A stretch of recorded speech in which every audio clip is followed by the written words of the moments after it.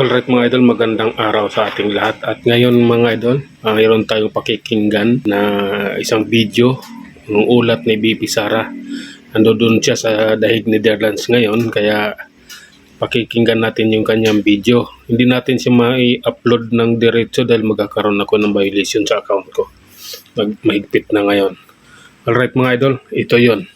Panoorin natin ha, ay pakikinggan pala. Okay, Padre. Official na lagi ka ron dagala kag mic. Daming mic, Kung hapon, ma'am. So, kalalabas na po ng ating mahal na Vice President Sara Duterte sa ICT. Sige, panggawin. At sama si Ma'am Elizabeth Semerman, habang nakita po yung mahalaga sa Pangulong Rodrigo Roa Duterte. So, muna po tayo ng ating mga oras. Hi, ma'am. Ay, Sir, relax mo. okay na. Thank you, ma'am. Sorry, ma'am. Wala. As usual po, kamusta po si tatay on your last visit on this trip, no? Opo, okay naman siya. Okay. So, yes, okay lang. Si former President Duterte, sabi niya, tinanong ko siya kanina, no, kung ano yung mensahe niya para sa mga kababayan natin na nag-aantay sa labas, nag-aantay ng balita,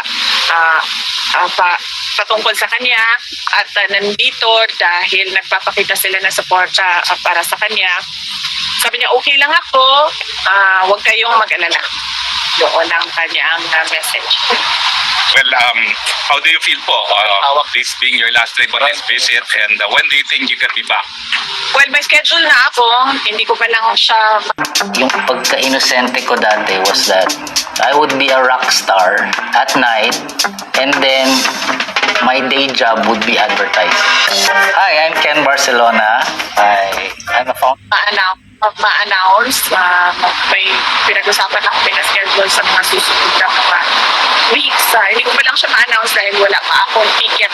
So, nothing definitive until meron ng plane ticket. Pero meron ng traffic schedule para sa pagbisita. Wala ba ho siyang bili naman sa inyo? Sa akin, wala naman siyang yun na, yung bili niya is yung kanyang yung wag na daw siya bisitahin, wag na daw siya balikan dahil nakakaabala daw. At sagot ko naman sa kanya, sabi ko, hindi pwede yun dahil ang daming nag-aantay doon sa labas na gustong bumisita sa'yo. Ay hindi sila makapasok, kaya kami yung pumapasok para mapaabot namin sa iyo kung ano sinasabi nila at mapaabot mo naman sa amin kung ano yung gusto mong sabihin para sa kanila. So yun Sa politika po, wala kayo napag-usapan? wala kaming napag-usapan sa politics napag-usapan namin yung hopelessness, sabi ko yung hopelessness and frustration. So ito pala mga idol, sa account na ito ni Attorney Harry Roque natin nakuha itong video na ito. Ito napapakinggan natin. Sa account niya to, nakita natin to kanina. Kaya napanood natin to. Tuloy natin mga idol. Sa government.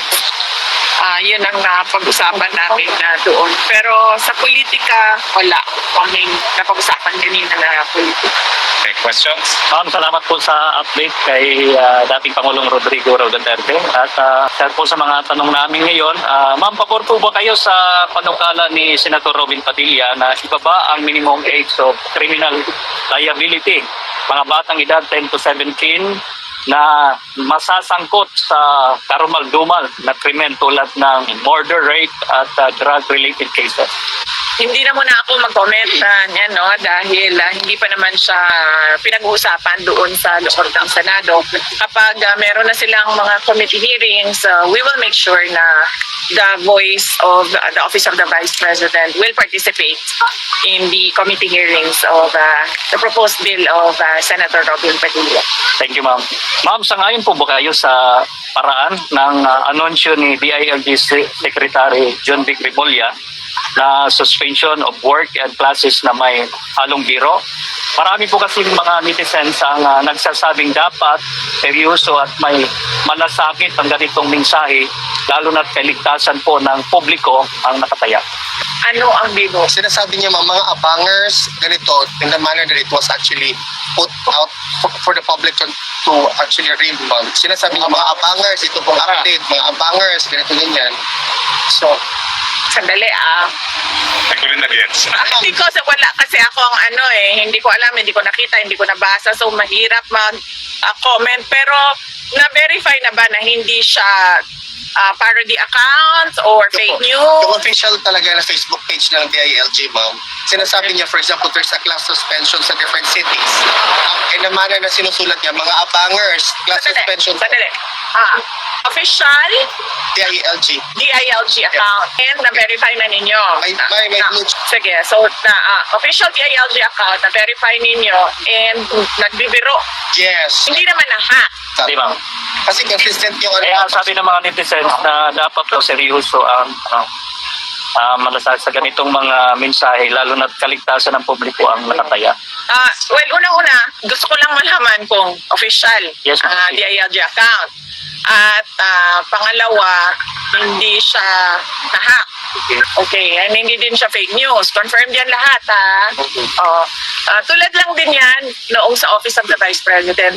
Merong Vice President at merong Office of the Vice President. Iba yung institusyon, iba yung tao. Yes. Okay? Kaya kami merong spokesperson for the Office of the Vice President kasi yung institusyon, meron silang mga ginagawa na trabaho, may projects, may serbisyo, at merong bosses yung Office of the Vice President. So, kapag nandun ka, makikita po, very professional yan sila. Pero pagdating naman sa Vice President, ako, yung tao, iba din yung boses ko. So, kung galing yan sa DILG official account, na sinasabi ninyo, confirmed naman sa DILG, hindi ko sinasabing hindi pwede maging. So yun na ngayon mga idol, ano? Kasi nakita ko rin yung post na yon ng DILG. Parang hindi maganda yung dating kasi parang biniro yung buhay ng tao. Kasi sabihan ka ba naman, mga abangers, ganito, ganyan. So, ang dami nang nadidisgrasya, ang dami, malalim na yung tubig, andyan na yung bagyo, bakit kailangan pa mag-post ng ganun? Hindi maganda yung ganun mga idol. Professional ang pero the person can express. Kasi ma'am, yung mga kababayan natin, they are a little bit surprised yung manner ng approach sa pag-disseminate ng information kasi parang ginagawang joke or in a joking way. So, thank you for your comment, Ricky. Thank you, ma'am. Last na lang po. Ma'am, ano po ang Question lang po, kasi kahapon, nababantay ko rin ako po sa inyo yung pagpinay ng pasa na ipalitan niyo po ba PRT at ano po ang Hindi, sorry. Hindi namin napag-usapan yung balita na yan na hindi ko napaabot sa kanya yan ngayon. Thank you, ma'am. Ma'am, ano po yung ang reaction niyo sa inilabas ng safety alert ng Ministry of Education ng China kaugnay sa pag-aaral ng kanilang mga estudyante sa Pilipinas kung saan binanggit ang tumataas na banta sa seguridad at insidente ng harassment sa mga Chinese national? Well, dapat lang na mag-issue sila dahil may obligasyon. Mga idol, dagdag ko lang ha. Mag-ingat tayong lahat dahil yung panahon, ilang araw na tong umuulan, hihinto yung ulan tapos after 1 hour or 30 minutes, bigla na naman bubuhos. Mag-ingat po tayong lahat. Yung state to protect its citizens wherever they may be found, sa labas man ng China o sa loob ng China. So, kung merong mga ganun na pangyayari na nadidelikado yung buhay nila or merong harassment, merong threats na nangyayari, ay dapat bigyan nila na sapat na warning yung kanilang mga citizens para sila naman ay makapaghanda or meron silang magagawa para sa proteksyon ng sarili. Thank you, ma'am. Bibi, do you have a comment? Kasi sinabi ng Senate mismo, ni Senator Gatchalian, I think, he said that the Senate will convene as a high impeachment court on the 4th of August to hear out the impeachment complaint against. Hindi na muna ako mag-comment about sa impeachment kasi merong spokesperson for the impeachment topics. Ito yun si Attorney Michael Poma. So, if you can find time to reach out to him to ask him questions about the impeachment, then he would gladly answer questions about the impeachment. Thank you, VP. VP, do you have any expectation na sana i-bring up ni President Trump kay Presidente Marcos Jr. ang issue ng ICC and about former President Duterte? Wala akong expectation. Wala akong expectation na i-bring up niya doon anything favorable to former President Rodrigo Duterte. Likely, i-bring up niya doon, pero ang kanyang sasabihin ay things that are unfavorable. Because he will really defend what they did to the former president. No, I meant on the part of President Trump. President Trump to President Marcos. Mayroon ba silang meeting? Wala pa po sa special. Wala pa po according to the official schedule. Wala pa. Ang dami na namang magagalit itong mga loyals, mga idol. Alam nyo naman, mga kapawid DS, yung mga loyalist dyan, lalo na yung isang nagmamagaling, yung mahabang baba, asar na asar yun dito, kay BP Sara. Opo, according to the official schedule for the day. Madam. So, comment ulit. Yes, Any questions? VP? Madam, congratulations po sa disaster response ng OPP. Napakaganda, positive po. Mga comments ang netizen patungkol po sa inyong disaster response. Paano niyo po tututusan yung Office Vice President ang dating dito samantalang matagal na po kayo nandito, ma'am? Paano nauutosan yung mga tao doon? Paano niyo po sila na Bigyan ng commands? Okay. Well, unang-una kasi, ang Disaster Operations Center, nung tayo ay pumasok sa Office of the Vice, pinakamaraming requests na dinadala ng mga taong bayan na sa Office of the Vice President. Yung tulong kapag merong kalamidad. Yan ang isa sa top three na hinihingi. Ang una is medical and burial assistance. Ang pangalawa is disaster relief. Yan yung pangalawa na hinihingi ng taong bayan. So, ang ginawa namin, in-institutionalize namin. Ibig sabihin, gumawa kami ng isang center at isang team ng mga tao na yun lang yung gagawin nila. Itong mga tao na ito ay araw-araw nag-monitor kung saan merong emergency, saan merong disaster sa buong Pilipinas. Pagkatapos itong mga tao na ito, pag nakita nila sa mga reports na merong kailangan bigyan ng tulong or merong nag-request ng relief kahit saan man, binabato nila sa satellite offices natin. Naka-preposition lahat doon ang tulong sa satellite offices, and then yung satellite offices, merong silang assigned din na mga tao for disaster response. Tapos sila na yung pupunta kung saan man kailangan pupunta yung tulong at opisina. So meron silang standard operating procedures na ginawa namin para susundan nila yon. Kapag wala doon sa nakalista na mga kailangan nilang gawin, kapag wala doon na sila nagtatanong. Sa USEC namin, tapos yung USEC namin magtatanong din sa akin kung ano ba Ang ganda ng ang ganda ng isang araw or kahapon ba yon kung saan lumabas yung mga bus na tumulong sa mga na stranded sa mga ruta nila. Yun kasi ang allowed lang sa buses namin is may oras lang na allowed na lumabas sila. And ito yung peak hours kasi augmentation laang yung tulong na binibigay natin, no? Nag-augment tayo sa peak hours ng mga taong nagbabiyahe. Kahapon, sobrang dami, no? Mga humihingi ng tulong ng mga stranded. Nagpaalam sila sa akin kung pwede ilabas yung mga bus. And then sabi ko sa kanila, pwede ilabas yung mga bus dahil emergency na yan. At hindi na natin kailangan magpaalam pa na lalabas yung bus natin, labas doon sa peak hours na allowed mag-fly yung buses. So, ganun yung in-institutionalize namin, tapos merong standard operation procedures. Kung wala doon, ang lupit pa ang pamamahala ni BP Sara sa tao niya. Talagang magtatanong sila Number at by number nagbibigay talaga. ng commander sagot sa Comment lang po ma'am sa mga comment ng netizens na mabuti pa daw po yung OVP mas nararamdaman nila sa mga kanyang disaster yung pong EDCA sites na sinasabi nilang yun ang isa sa mga purpose hindi raw nila nararamdaman.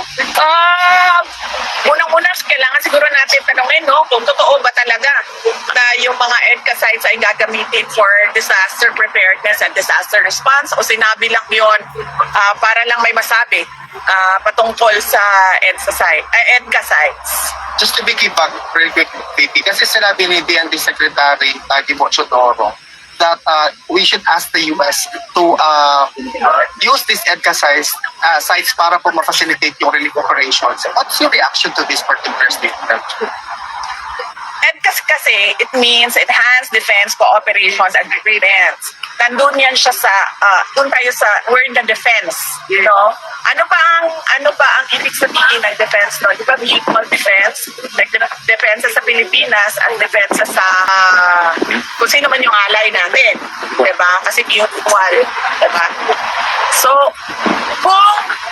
kung magkaroon ng agreement, iba pang agreement sa ilalim, sa loob ng EDCA agreement about disaster preparedness and disaster response, pwede yun.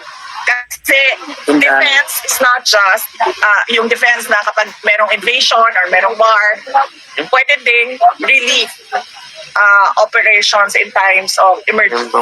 Well, since nakita po na parang epektibo yung disaster response ng OVP, will you ask for a higher budget for this year? Or disaster preparedness? Kasi sabi ko sa mga kasamahan namin sa Office of the Vice President, kung ano yung binigay sa atin last year, dagdagan niyo lang ng sa inflation o pagmahal ng Medyo mahaba itong ulat ni BP Sara, nasa halos kalahating oras ata ito. Kaya kailangan natin siya putulin mga idol dahil magkaroon tayo ng problema. Pero tutuloy naman ulit natin. at goods and services, yun lang ang idagdag ninyo. So, hindi na kami humingi ng tulad nung dati kung saan optimal yung operations ng Disaster Operation Center ng Office of the Vice President. Kasi alam naman namin na hindi siya ibibigay. So parang ayaw ko na pupunta yung mga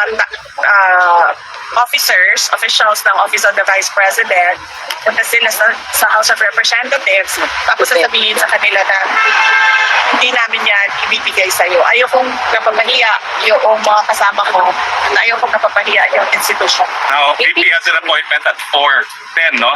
So, unless last question, tapos yung mga first-timers, pagbigyan natin sa pictures. Pwede pa ba? Yes. Miski konting panahon lang. Opo. Mensahe po sa mga patuloy po ng mga supporters ni Tatay Digong na nagtipon-tipon buong mundo, bring him home. Tapos sa mga kababayan natin Pilipino na sa landa po ng pahangay. Yes, mga kababayan natin. Ang kababayan namin, ang Office of the Vice President, ang Disaster Operations Center, ay gagawin namin para sa disaster response. Dalawa po yung nandyan sa loob ng center namin. Una-una is yung mga kalusugan traffic. Oh, lala, ang nangyari. Biglang nawala nawalan tayo ng internet. Oops. Wait lang ha. Dalawa, meron kami relief, food and non-food. Yung relief na pwedeng maibigay ng Office of the Vice President. Kailangan natin laging handa tayo sa mga ganito. Hindi naman titigil ang pagdating ng bagyo sa ating bansa. At dala ng bagyo lagi ay unang-una pagbaha at mga landslides. So yung mga tao na alam nila na flood-prone area sila or danger zone area sila sa landslide, ay dapat magkita sila pagdating ng bagyo or tagpunan. At ano yung isa, sir? Yung patuloy na pagtitipon ng mga supporter ng Tatay.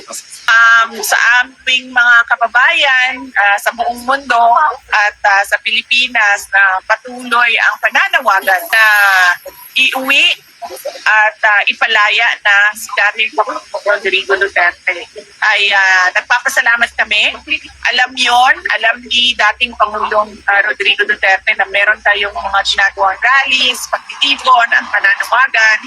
At nasabi nga niya sa akin kahapon na sana ay bigyan siya ng pagkakataon ng Diyos na personal ang kanyang pagpapasalamat sa inyong lahat sa inyong magpapakita ng suporta at pagmamahal.